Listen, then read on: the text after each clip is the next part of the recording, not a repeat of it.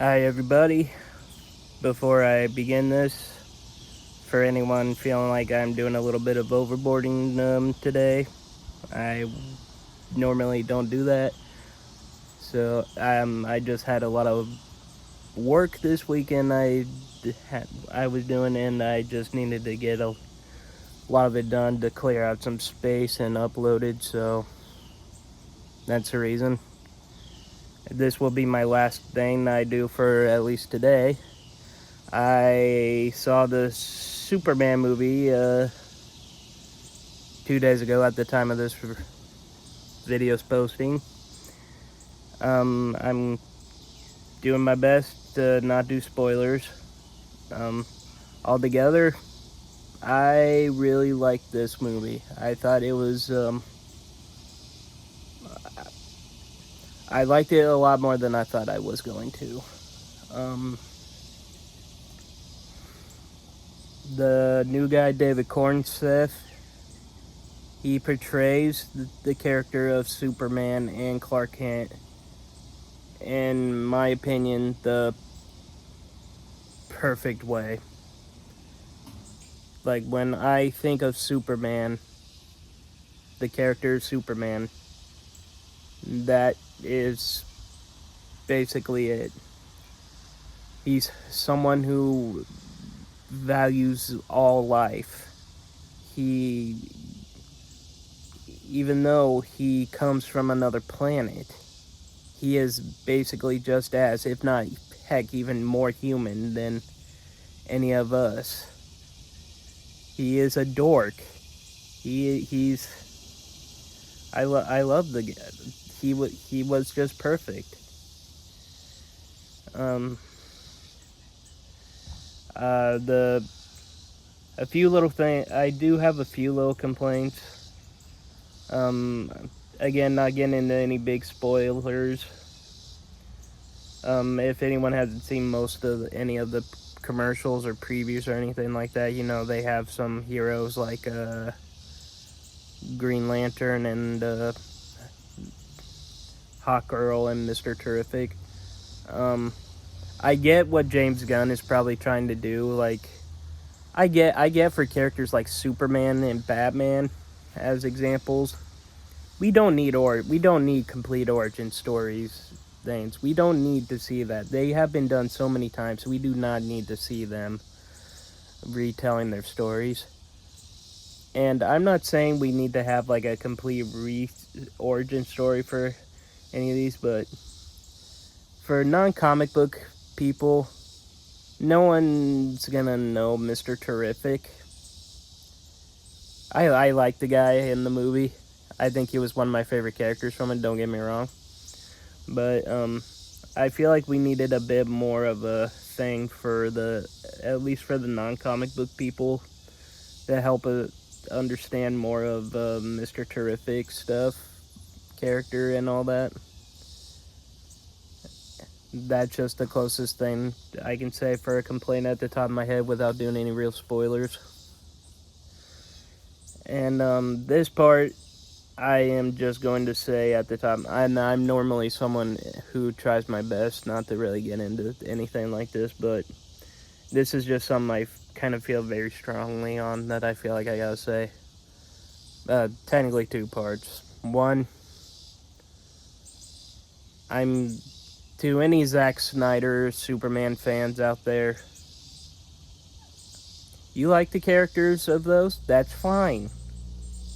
And I don't even know, and again, and now that I'm thinking about it, I want to, before I continue, I just want to say, I don't know how true any of this stuff that I've heard about with the Zack Snyder fans trying to boycott this movie.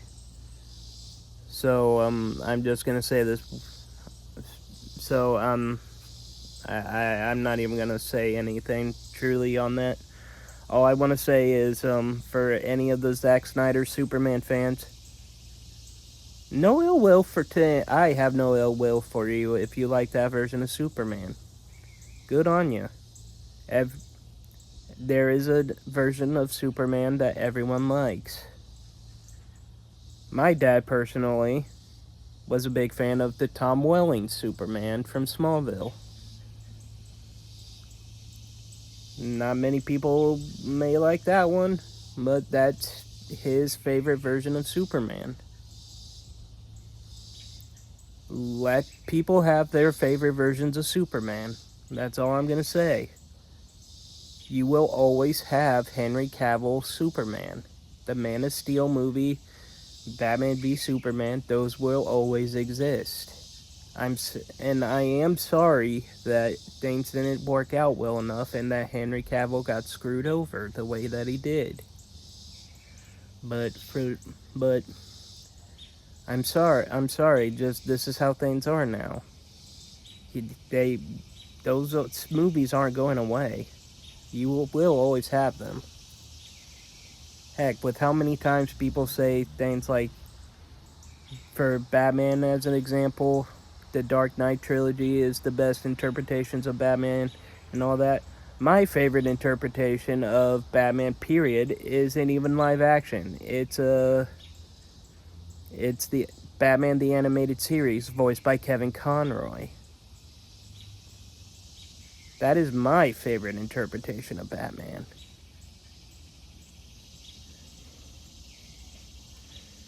Just let I got too much on a rant there. Just all I'm asking is just I have all the respect for you that you like the character from those movies, but just let people have their own interpretations that they love. Just anyone who comes in saying that they like this new movie, just let them have it. In this day and age, we need to have more stuff like this. And this second part I'm not gonna get into because I'm not someone who gets into politics. Anything you hear about a woke Superman movie, all I'll say is at least from the best that I could understand from what I've looked up with it. Do people not understand that Superman is not an American, technically? He was never born on this planet. He is like the literal interpretation of an immigrant that came to another world and has lived and is living here with us. So it's just a little bit of a baffling thing to hear people call him woke Superman, talk about immigration and all that. I don't know, it's weird.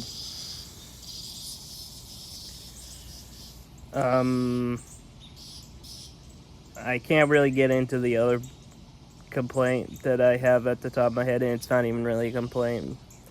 Just something that I personally don't want to get into because it'll be a spoiler.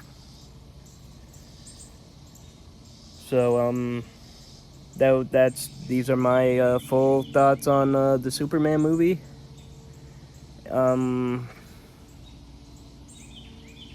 If I had to give it a scoring, I would have to give it 7.5 out of 10. And yeah, that's all I have to say about this. Oh,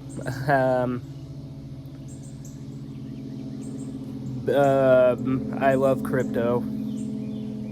Krypto was a great part of the movie. And with that is the end of my thoughts on the Superman movie. I highly recommend it to anyone who hasn't seen it yet. And it gives me a lot of hope for this new DC Universe franchise that James Gunn is doing. Until next time, guys, stay safe out there. and just do your best to be a good person. I'm really spacing on some of the things I wanted to say just as a response to the hopefulness of the Superman movie. So I'll just end it right here. See you guys next time.